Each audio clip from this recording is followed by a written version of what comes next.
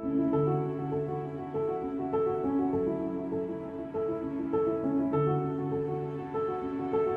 nombre es Patricio, estoy en la Sociedad Teosófica hace algunos años. Participo en el COE que trabaja los viernes de la noche, a las 9 de la noche. Pero por ahí, como hay gente nueva, contarles un poquito qué es la ST, porque yo sé que la mayoría ya lo sabe. Pero en 1875 se fundó. Estamos a un pasito de ser los 150 años, que no es poco para una sociedad de este tipo. 150 años, cuando una sociedad tiene 150 años, y uno por lo menos un poquito lo mira con respeto, porque si sobrevivió 150 años, tiene que tener lo suyo. Y es muy curioso, se fundó en Nueva York, en 1875. En 1875 en Nueva York, pero hacia el oeste, estaba Billy the Kid, el famoso pistolero, y era buscado. Imagínense los contrastes de aquella época. Entonces, uno de los objetivos que se planteaba en la Sociedad Teosófica era cómo traer las fuentes, la información de Oriente hacia Occidente. Y eso realmente creo que se ha cumplido, porque hoy en día es muy fácil tener acceso a toda la información, ¿no? Eso está. Por ahí el desafío que ahora tiene la Sociedad Teosófica es de aportar la brújula, porque ahora estamos llenos de información. Es exagerada la cantidad de información que hay, es difícil de discernir que vale la pena y que no. Y la Sociedad Teosófica aporta brújulas interesantes. Con 150 años tiene la madurez como para decir, es por acá no. Eso es muy interesante, ¿no? Ese aporte que hace. Bueno, eso era para comentar. Acá la Sociedad Teosófica Mendoza, como decíamos recién, está como escondida, ¿no? De hecho, cada vez que ha venido gente nueva, dicen, no tenía idea ni que existía ni nada, ¿no? Está como oculta. Y un poco lo que están haciendo los chicos es un trabajo de sacar afuera, que se muestre un poquito más. De vez en cuando hemos hecho intentos y este es como otra avanzadilla, decir, bueno, venga, mostrémonos un poquito, que es la Sociedad Teosófica. Porque tiene cosas para ofrecer, es interesante. Para mandar un poquito que uno puede regalar un libro por menos de 14 maravillosa. y una biblioteca que ahora no la podemos abrir, pero tiene el material muy antiguo, entonces muy interesante. Bueno, eso para contarles un poquito de qué va. Entonces les decía, viernes en la noche, a las 9 de la noche, hay una reunión que se hace en el COE Luz de Oriente, y los sábados a las 6 de la tarde, que también están todos invitados, se hace así una cosa muy liviana, muy relajada, ¿no? De estudio. Muy agradable. Muy agradable. Bueno, esa sería un poco la idea de lo que es la Sociedad Teosófica, ¿no? Como para meternos un poquito en eso. Y los chicos plantearon hacer conversatorios, ¿no? Esto de decir, bueno, charlemos. No. Y el simbolismo de la Navidad. ¿Por dónde quieren que empecemos? Simbolismo de la Navidad. Dejen de hablar ustedes dos, las separo. A ver, las dos señoras de... Cristi, ponete en el medio, por favor. ¿Qué hacemos? ¿Puertas sorticiales empezamos? Bueno, vamos a empezar ¿O con simbolismo de la Navidad? ¿Qué prefieren? Puertas. Puertas, arrancamos con puertas sorticiales.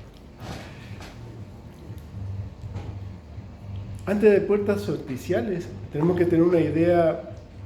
Hoy hablábamos de la producción de Blavatsky. Prácticamente Blavatsky escribió Isis sin velo, fue un bestseller, eso se expandió con una velocidad impresionante, y luego ya en sus últimos años de vida, prácticamente en los últimos 5 años de vida, se concentra toda su obra. Toda la obra de Blavatsky está concentrada en los últimos casi 3 años de vida. Está La Doctrina Secreta, La Voz del Silencio. Sí. Ella canaliza esos libros, ¿no? Ella cuando trabaja, Olcott, que era el presidente de la Sociedad Teosófica y era con quien estaba, muchas veces decía que a veces entraba, le quería hacer una broma y de repente Blavatsky la miraba y él decía, no es Blavatsky, ¿a quién habrá interrumpido? Decía Olcott, ¿no?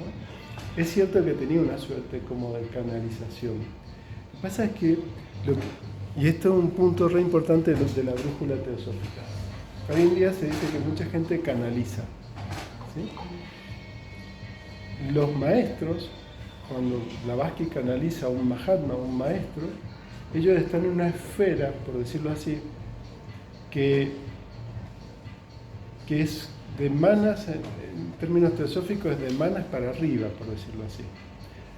Es un punto donde hay la espiritualidad allí es tan fuerte que ellos tienen control total sobre los cuerpos físicos. El canalizador de manas es como la mente superior, el aspecto, hay una tríada, digamos, hacia arriba de nosotros. Por eso es como compleja la pregunta, porque en realidad habría que entender la constitución del hombre, que tenemos un cuaternario que es esto y una tríada superior. Los Mahatmas, los grandes seres y la gente muy espiritual se trabaja, digamos, en esa tríada, por decirlo así. Tiene un nivel de conciencia que no está acá donde estamos nosotros, sino que está allá. Para poder canalizar eso, la persona tiene que conectarse con su propia tríada superior, por decirlo de alguna manera. Lo cual no es cualquier cosa, no es tan fácil decir canalizo a Jesús en este momento y me cambia la voz y hijos míos. ¿No? Hay que tener, ahí es donde va la brújula. Una persona que canaliza tiene que tener un contacto con su propia tríada superior, porque el nivel de contacto con los Mahatmas no es el físico, es interno. Bien, entonces esas canalizaciones, por eso ella hacía tanto hincapié, cuidado, en aquella época estaba de moda, no le llamaban canalizaciones, pero le llamaban espiritismo. Y ella decía, tengan cuidado porque no se conectan con seres espirituales, se están conectando con seres que andan dando vuelta, pobres, por accidentes, por muertes rápidas, con seres que están aquí, que por la necesidad de estar, digamos, con esa sensación de vivo, buscan esos canalizadores. Entonces sí canaliza, pero no es la canalización habitual que uno dice. Bien, en esa producción de Blavatsky de la doctrina secreta, ella arranca con algo que es el proemio de la doctrina secreta. En el proemio dice, hay 3 proposiciones fundamentales. Las 3 proposiciones básicamente explica cada una, pero haciéndolo corto dice, todo es uno. Todo es uno. Eso dice, ténganlo presente en todo lo que estudien a nivel esotérico. Todo es uno. Todo es periodo. Todos son ciclos. Y la tercera es que la chispa divina, lo que podríamos decir el alma espiritual del hombre, hace un peregrinaje por todos esos periodos, tomando conciencia y de esa manera va logrando lo que es la experiencia y la autoconciencia. Y pasa de ser una chispa divina inconsciente a una chispa divina autoconsciente. Lo que decíamos decir, esa tríada toma conciencia en sí misma. Esas son las 3 proposiciones. Entonces vemos que los ciclos, la parte periódica forma parte, es parte de nuestra naturaleza. Entonces, acá estoy colocando, voy viendo mi machete, dice el mundo tiene ciclos. Fíjense, o sea, la noche, el día. Si nosotros tomamos simplemente invierno, primavera, verano, otoño, invierno, primavera, hay una película que se dice invierno, toda esa ciclicidad que se produce.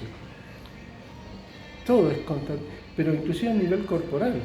No somos distintos a la Tierra. A nivel corporal yo tengo unas secreciones de cortisol en el día que todos los días se repiten aproximadamente. Y mañana se vuelve y son diurnas y se repiten otra vez. Tenemos ciclos, la pineal secreta melatonina, la secreta también en la noche y tiene todo un proceso. Y otra vez es cíclico. Y también hay ciclos que son mensuales. La mujer, por ejemplo, tiene un ciclo donde el pico hormonal de FSH y LH lo hace una vez al mes. Y eso es la ovulación, una vez al mes. O sea que hay ciclos mensuales. Es más, ahora se habla hasta de ciclos anuales en el hombre, porque por la incidencia de la luz se ha visto que puede generar en las personas una cuestión de decaimiento en invierno y sentirse mejor en verano. Decaimiento en invierno, sentirse mejor en verano. ¿Ven como todo es ciclo? Entonces, esa parte de los ciclos, es muy curioso que en todas las religiones se ha buscado armonizar al hombre con el ciclo natural. Se armoniza el hombre, por ejemplo, en las religiones, si nos tomamos el budismo, las meditaciones son en la mañana, antes del amanecer. Después se hace otra meditación, que normalmente el sol está arriba, y otra meditación que es cuando el sol se está yendo, se está ocultando el sol. En ese es el momento de la meditación. Y uno dice, bueno, esto será solo en el budismo. El cristianismo tiene las matinales, y después tiene las nones, que son cada 3 horas, y después en el atardecer nuevamente. Y en el judaísmo, no me acuerdo de en el judaísmo si tienen ciclo, pero probablemente. Seguramente sí. Seguramente. En el sufismo, en el islam también, las oraciones son de acuerdo al sol, la posición solar. Hay oraciones. Es decir, que llama la atención porque las religiones tratan de volvernos a meter en lo que es la naturaleza. Es decir, nos desconectamos mucho de la naturaleza. Entonces, las religiones, eso están señalando la importancia de lo que parece inocuo, como de repente el sol. ¿Y por qué? Porque, dice la doctrina secreta, Blavatsky explica, dice, el sol que nosotros vemos es el cascarón. Dice, Blavatsky dice, el sol es el cascarón de en realidad lo que vendría siendo teosóficamente el principio átmico, ¿no? El principio más elevado. Ese principio que prácticamente no es principio, que está por encima de todo, tiene, digamos, en una línea como una manifestación, y su manifestación es el sol que nosotros vemos. Pero ese sol que vemos, Blavatsky dice, no se confundan, es como una cáscara. El sol verdadero, el Atman, está como detrás de eso, por decirlo de alguna manera, dentro de eso, o emanado de eso. ¿Se entiende? Entonces, cuando uno mira el proceso solar, en realidad lo que uno tiene que ver es que hay un proceso espiritual detrás. No es solamente algo de levantarse en la mañana. El sol es expresión de Atman. Entonces, hay ciclos que nosotros tenemos que son ciclos que pueden, si nos acompasamos al universo, pueden ser momentos de ayuda. En el mundo, y ahí entramos con los solsticios, nos vamos a parar en el mundo. Si nosotros estamos aquí y nosotros decimos, bueno, vamos a ver la posición solar, pero lo vamos a hacer, me van a disculpar, lo vamos a hacer del hemisferio norte para no confundirlos, y nos vamos a parar en España. Todos los días, a la misma hora, voy a sacar una foto a las 10 de la mañana del sol. Todos los días. Y uno diría, bueno, si saco la foto a las 10 de la mañana, el sol va a estar en la misma posición. No. Dibuja lo que se llama un analema. El sol se va desplazando, se va moviendo y vuelve a ser como un 8 y vuelve a este punto de aquí abajo. Eso es un analema solar. Se dice que es un movimiento, el sol no se va a mover así, es un movimiento aparente por la posición de la Tierra, cómo se mueve. Entonces, hay 2 puntos de inflexión, uno aquí abajo y otro acá arriba. Cuando nosotros vemos el sol bajo, ¿qué es? ¿Invierno o verano? Cuando vemos el sol bajo. Invierno. Invierno. Lo que marca ese punto es el solsticio de invierno. Y cuando estamos en el otro extremo, que el sol es más elevado, es el solsticio de verano. Esos 2 puntos se le llamaron puertas solsticiales. Puertas solsticiales. ¿Por qué? Porque en la Tierra, cuando el sol entra, por decirlo de alguna manera, el sol en el solsticio de invierno, es el momento donde ya la oscuridad, vieron que uno dice a las 5 de la tarde ya es de noche, hay mucha oscuridad en ese sentido. El solsticio marca el momento donde a partir de ahí comienza a ganarle la luz a la oscuridad. Entonces, ese proceso, Blavatsky dice, miren la naturaleza, miren el mundo, cómo la energía empieza a expresarse a través de la vida. Bueno, el mismo proceso puede suceder en el humano con el sol espiritual. El solsticio de invierno se le llama también la puerta de los dioses. En la puerta de los dioses porque es el punto, dice Puruker, que lo tenemos por ahí en los libros, dice, simboliza ese solsticio de invierno, esa máxima oscuridad que es como estar en la caverna, en la oscuridad total, es el vitriol de los alquimistas, ese momento, cuando está en ese punto y empieza a subir, empieza a ganar, Purukar dice, ese simbolismo que es el solsticio de invierno, es ni más ni menos que el nacimiento del Cristo en el individuo. Se representa por eso. Porque es el momento donde la vida espiritual puede tomar conciencia. Empieza a ganarle a la materia. Esos ciclos se repiten en nosotros constantemente. Constantemente, en distintos grados, más, menos, pero siempre hay un momento donde nos sentimos con energía de empezar a estudiar, quiero superarme, quiero hacerlo, y tiene que ver con esos procesos. Hay grandes ciclos y pequeños ciclos, pero el simbolismo es ese, es el de la iniciación, el del momento donde el espíritu entra en el hombre y toma conciencia. Ese sería el simbolismo aplicado al solsticio de invierno. Paramos y hacemos. Así como describe... Se va entendiendo. Entonces la idea un poco compartir, porque es bastante complejo, pero simplemente abrir esta puerta a decir, hay momentos astronómicos que que cuando surge y uno los conoce, está bueno prestarles atención y entender que esos ciclos que tienen que ver con lo solar, que tiene ese aspecto lo solar que no es solamente el sol que vemos, sino que es lo espiritual por detrás, también nos va a afectar y también nos va a haber momentos más propicios para el crecimiento. Hay momentos donde hay que saber dónde empujar, hay momentos donde hay que resistir. Esa es la verdadera práctica, ¿no? Sembrar, cosechar. Sí. Siempre un juego. Momentos de siembra, momentos de cosecha. Los ciclos, ¿no? Aprender a estar dentro de los ciclos naturales. Por eso todas las religiones apuntan a sincronizarse con el sol. No hay para el otro lado. Nos sincronizamos con el sol. Bien. Ahí viene, por supuesto, nos acercamos, por eso un poco lo del tema, ¿no? Es decir, nos acercamos a Navidad. Y uno dice, bueno, el nacimiento de Jesús tiene que ver con el solsticio de invierno que estamos diciendo. Europa sí. Por eso, ¿no? Por eso es que nos vamos a poner en Europa. Claro, allá sí. ¿Y en qué sentido tendría que ver el nacimiento de Jesús con el solsticio? ¿Qué se le ocurre? Y es la semilla que es. Nace Cristo, nace una nueva vida, digamos, es la... Sí, es que va por ahí, va por ahí. Fíjense que en realidad el nacimiento de Jesús vino a ser por decreto Liberio 300 y pico, casi 350 años después. Porque en realidad en el concilio anterior, el que fue del concilio de Nicea, ahí recién se debatió y se dijo, bueno, vamos a poner a Jesús como una figura importante, por decirlo así.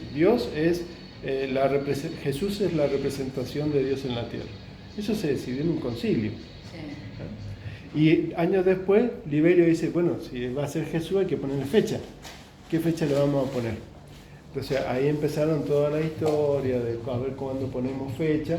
Y por supuesto, en esa época en Roma, ¿qué era con lo que tenían que lidiar sobre todo los nuevos cristianos? Con los romanos, los paganos. Entonces, los romanos celebraban una fiesta muy importante en el solsticio y se llamaba Sol Invictus.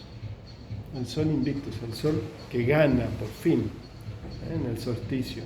Y también estaba el mitraísmo. El mitraísmo es otra de las religiones paganas de ese momento que era muy fuerte. Y Mitra es un dios solar también. Entonces nacía en el solsticio. Entonces lo que se hizo fue lo que se suele hacer, que es colocar las imágenes sobre las paganas para poder ir generando la transición. Fue una cuestión casi política.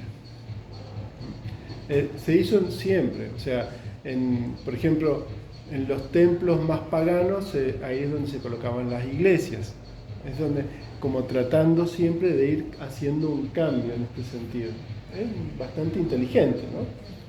Porque ellos creían que esa era la verdad, entonces había que ayudarlos a los paganos a entender. Entonces superponían su enseñanza con la de ellos y esto iba generando el cambio. Entonces, el nacimiento de Jesús tiene dos sentidos. Uno es el sentido del nacimiento del Cristo, como vos decís, que evidentemente es en el solsticio, que es el momento en donde el sol empieza a crecer y donde Cristo entra en el corazón y empieza también a hacer su desarrollo. Eso está. O sea que el nacimiento de Jesús el 25 de diciembre, si bien es algo político, también es algo simbólico. ¿Fue el único que nació el 25 de diciembre? No, Mitra nació el 25 de diciembre. En el solsticio de invierno también fue, creo que Horus, habían varios, o sea, no era el único, porque evidentemente para el hemisferio norte era un momento especial. Y casi todos los dioses tienen origen solar.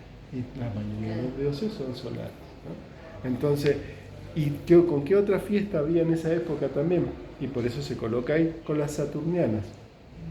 Otra fiesta de origen pagano, romano, que era de Saturno. Saturno no era el ogro malo, Saturno era el dios de la agricultura. Entonces, en el momento, evidentemente, donde el sol nuevamente vamos para la primavera, es la fiesta de la agricultura.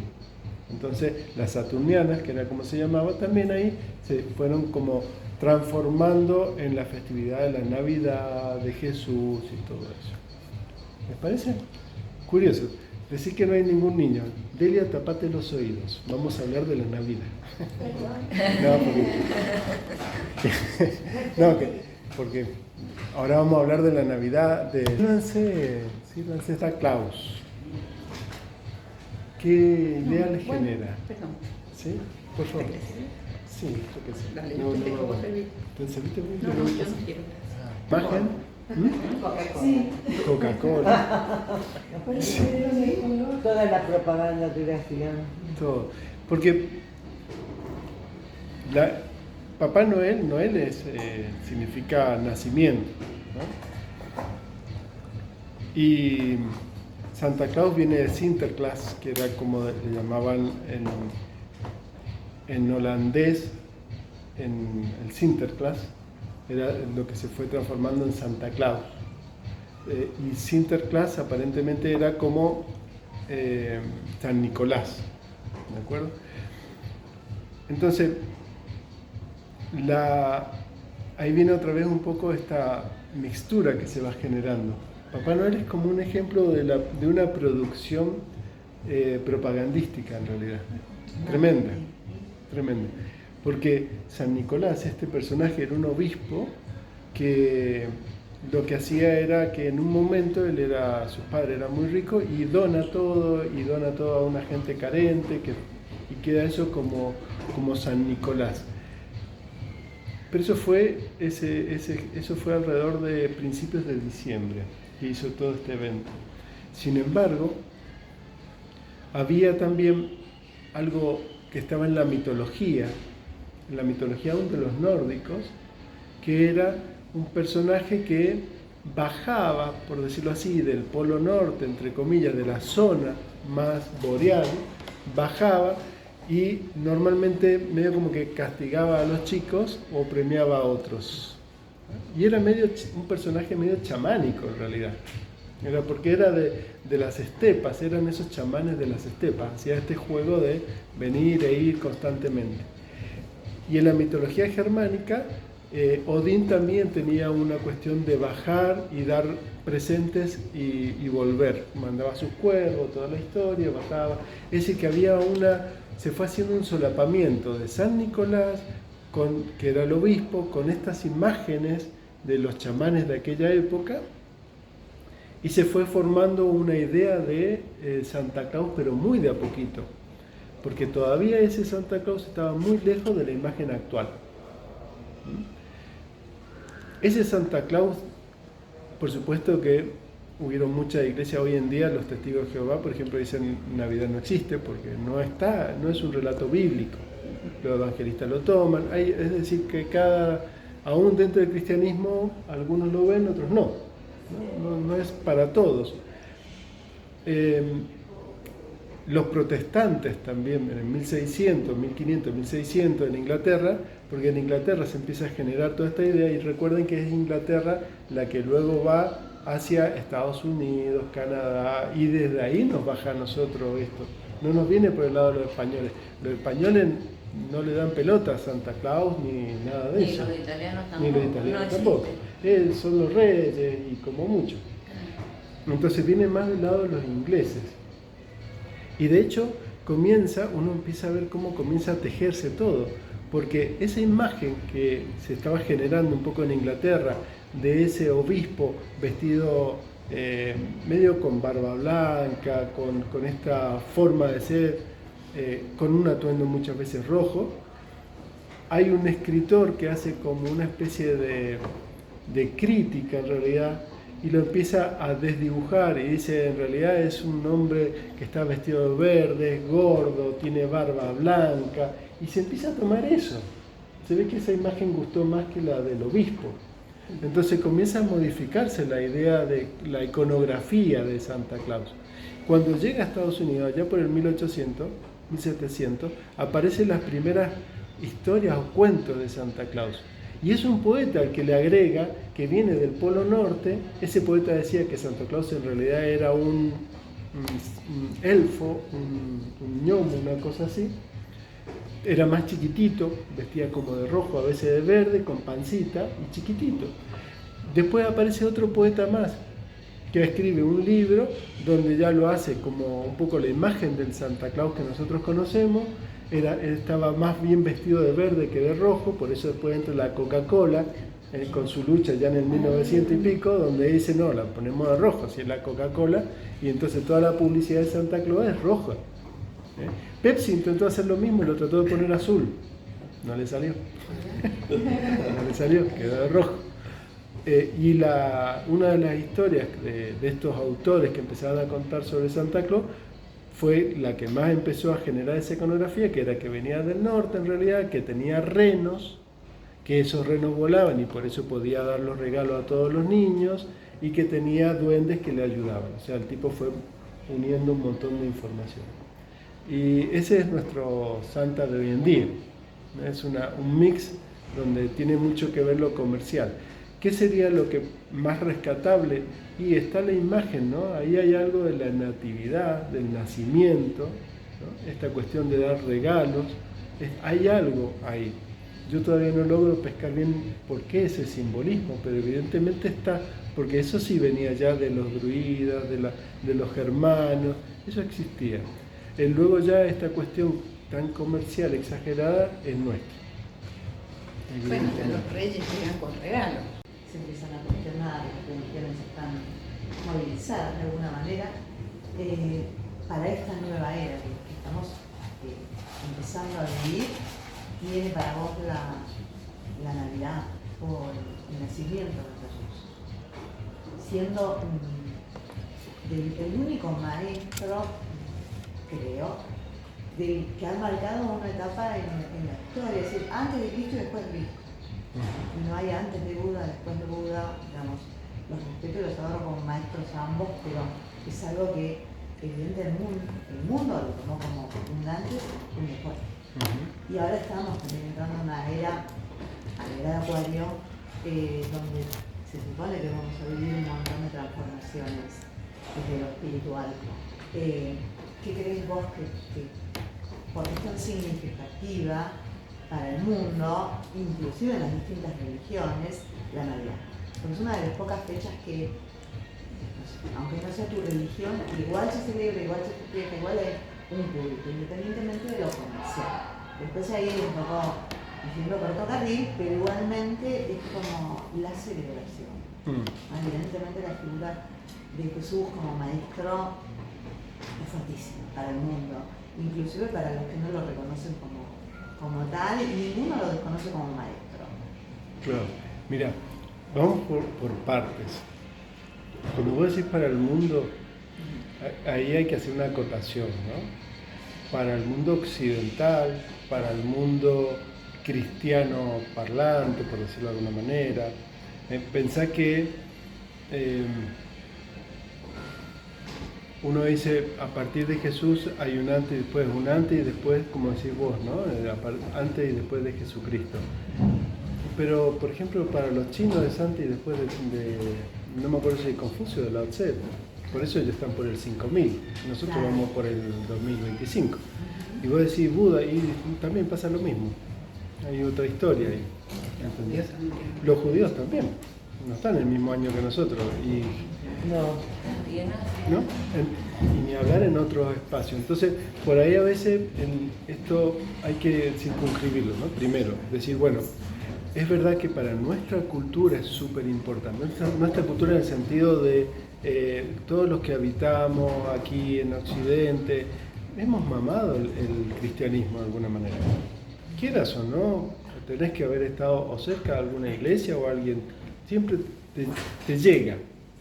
Jung decía que eso era notable, importante, porque era más natural para Occidente vincularse con el cristianismo, era más natural, por todo el inconsciente colectivo nuestro, ¿no? ¿Bien? Pero no significa que el mundo, eso es una idea que hay que corregir, porque para los chinos, créeme que Jesús, No lo conozco. en el mundo musulmán, por ejemplo, también tiene otras fechas. Sin embargo, sí es verdad, y esto es lo interesante, ¿no? Por ejemplo, en el mundo musulmán sí se habla del profeta Isa. ¿Qué es la Navidad en este sentido? Para mí hay que volver un poco primero a la fuente, ¿no? Es decir, ¿el nacimiento de qué? No puedo estar en un boliche a todo lo que da, tomando trago y toda la historia, si hay un momento donde hay un recogimiento espiritual.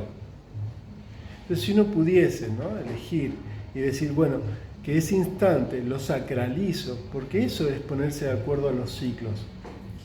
Lo hago sagrado ese espacio. Lo genero yo, mi familia, mi entorno, los que están ahí.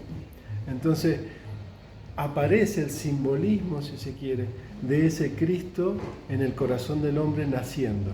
Pero ese simbolismo, lo que está bueno en la teosofía, cuando has visto mucha filosofía, es que también lo tienen en los indios, en Krishna.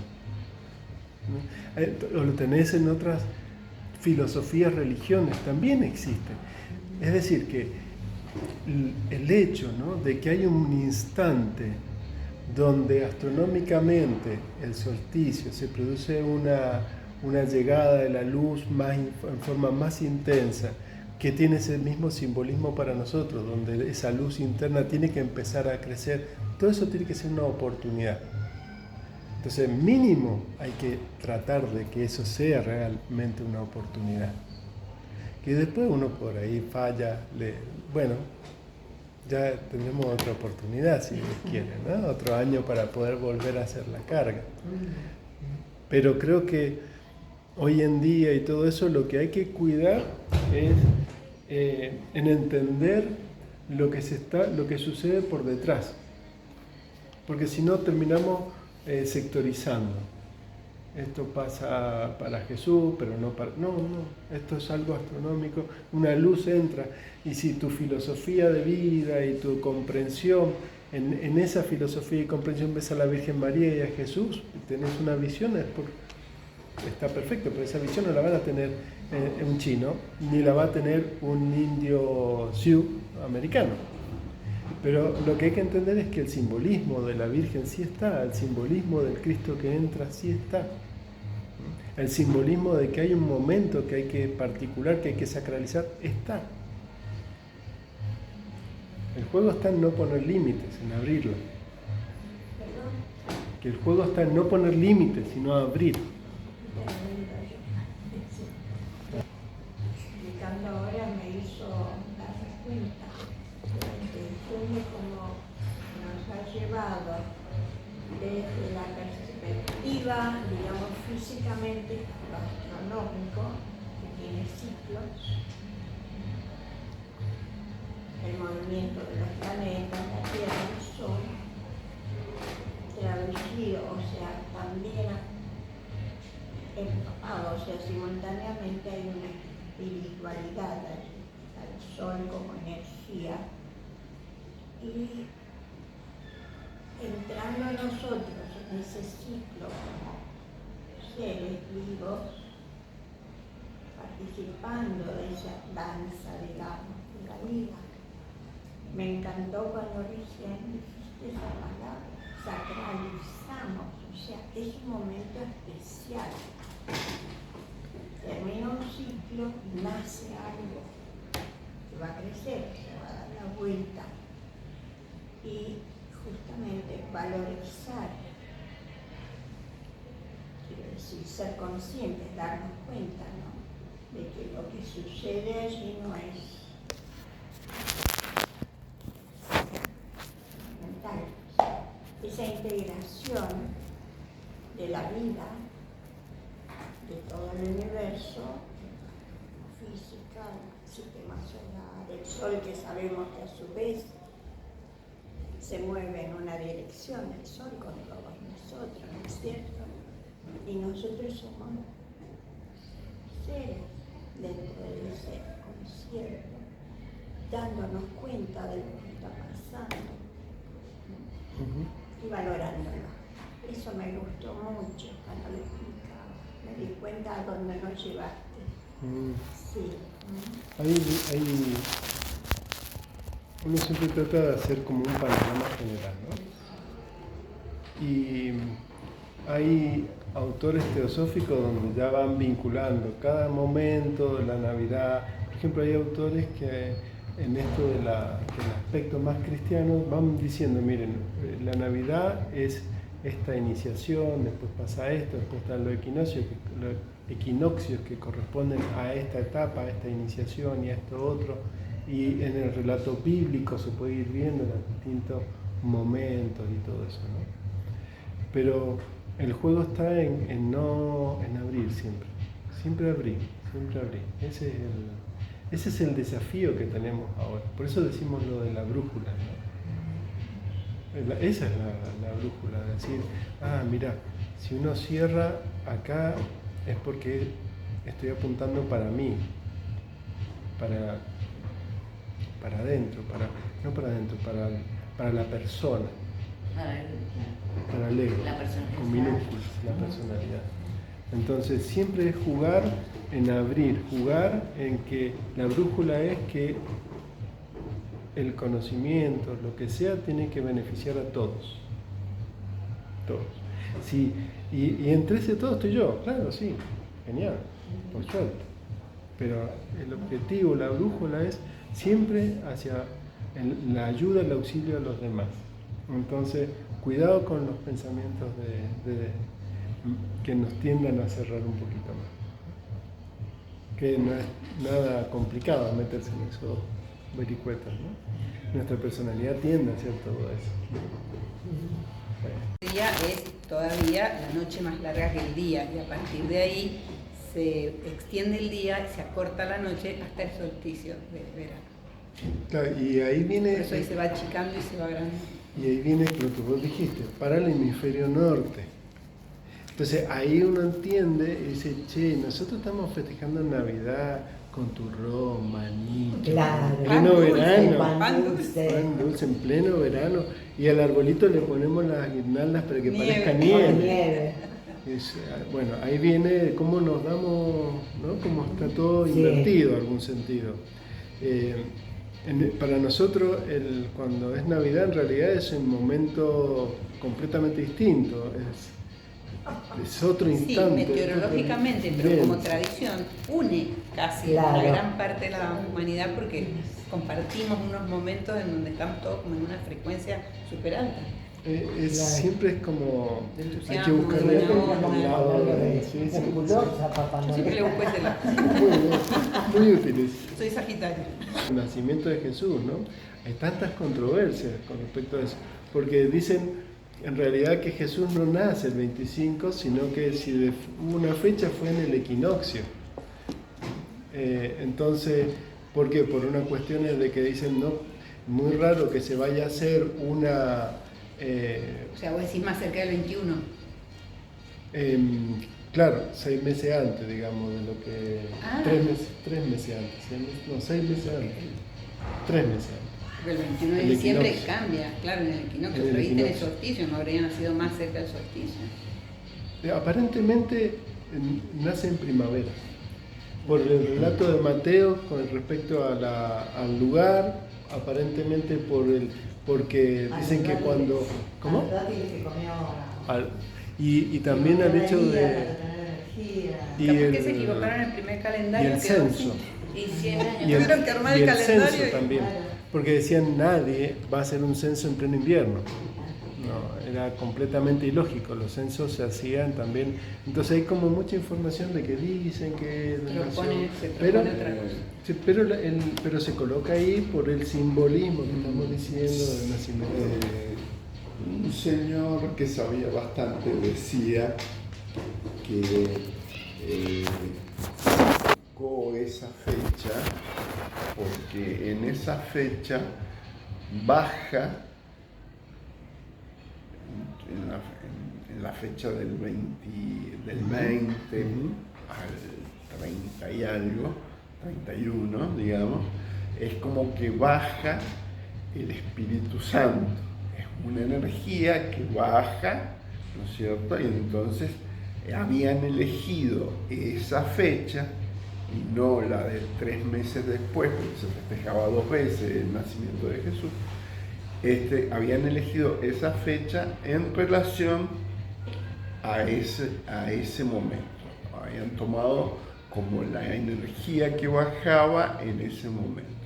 Si tiene que ver con la astrología o no esa energía, no sé. Yo simplemente Pero me fíjate que permito... astronómicamente están buscando esas estrellas iguales, ¿no? Para la que guía a los rayos nacimiento. Y bueno, Muchos el- científicos dicen que sí, que está documentada en bueno, esa época que pero, hubo Una conjunción de el- varios El planetas. 23 no es el día del sol. nunca es igual. No. El sol entra 21 más menos.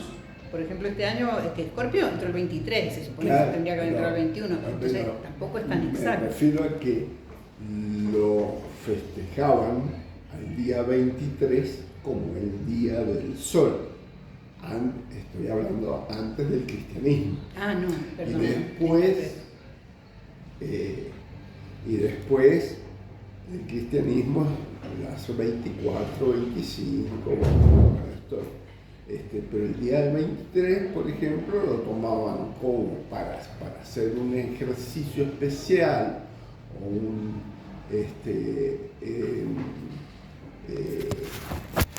los astrólogos deben saber que el día 23 hay un punto especial que se marca como